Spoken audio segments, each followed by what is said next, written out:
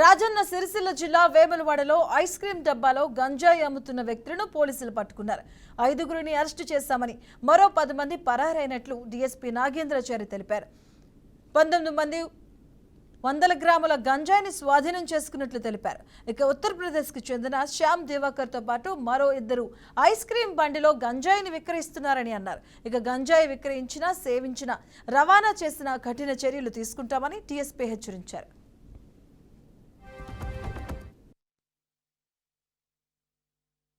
Ice cream బండిలో పెట్టి వాళ్ళకి కావాల్సిన వాళ్ళకి ఇస్తుంటాడు.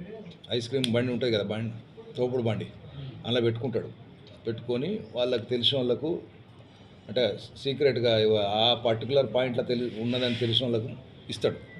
సో అట్లా దాంతో అది వాళ్ళకి ఎక్కడ తీసుకుంటే ఐస్ క్రీమ్ తీసుకున్నట్టు అనిపిస్తూ ఉంటుంది, కానీ నీకు గంజాయి అమ్మినట్టు కూడా ఉండదు. అట్లా సీక్రెట్గా నడిపిస్తున్నాడు. సప్లై చేసే వాళ్ళను ఫస్ట్ పట్టుకుంటున్నాం, వాళ్ళ దగ్గర నుంచి ఇన్ఫర్మేషన్ తీసుకున్నాం. వాళ్ళ దగ్గర నుంచి మిగతా వాళ్ళు ఎవరెవరు supply, Vemulawada sub division Sircilla జిల్లాలో ఎక్కడెక్కడైతే సప్లైదారులు ఉన్నారో అందరి మీద కూడా నిఘా పెట్టడం జరిగింది.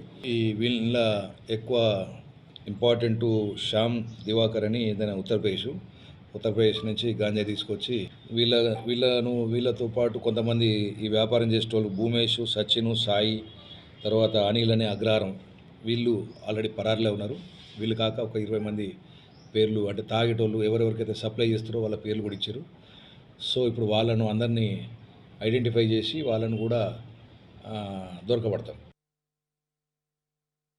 ఐస్ క్రీమ్ బండిలో పెట్టి